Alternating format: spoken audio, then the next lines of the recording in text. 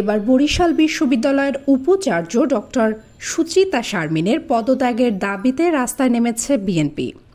সোমবার সকালে এই দাবিতে বরিশাল নগরীর অশ্বিনী কুমার হলের সামনে মানববন্ধন করেন দলটির নেতাকর্মীরা। এ সময় তারা উপাচার্যকে আওয়ামী লীগের দোসর আখ্যা দিয়ে তাকে অবিলম্বে পদ ছেড়ে দেওয়ার আহ্বান জানান।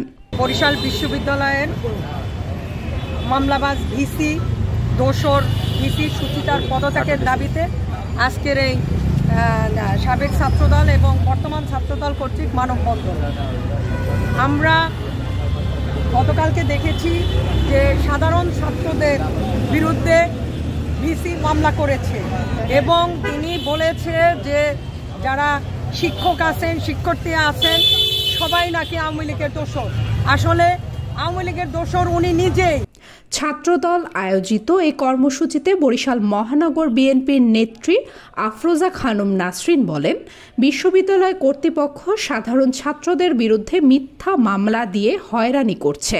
তিনি অভিযোগ করে আরও বলেন, বরিশাল বিশ্ববিদ্যালয়ের উপাচার্য অন্যদেরকে আওয়ামী লীগের দোসর বললেও তিনি নিজেই দোসর হিসেবে কাজ করছেন। তাকে যারা রক্ষা করার চেষ্টা করবে তাদের বিরুদ্ধেও আন্দোলনের হুঁশিয়ারি দিয়েছেন বিএনপির এই নেত্রী। আগামী দিনে আমরা পদক্ষেপ নেব। আমরা এই বরিশালে কোনো আওয়ামী লীগের দোসরদের বাস্তবায়ন হতে দেব না। মানববন্ধনে ডক্টর সুচিতা শারমিনের পদত্যাগ চেয়ে স্লোগান দেন ছাত্রদলের সাবেক ও বর্তমান নেতাকর্মীরা। রুবাইয়া জান্নাত নওরিন, মতবাদ নিউজ ডেস্ক, বরিশাল।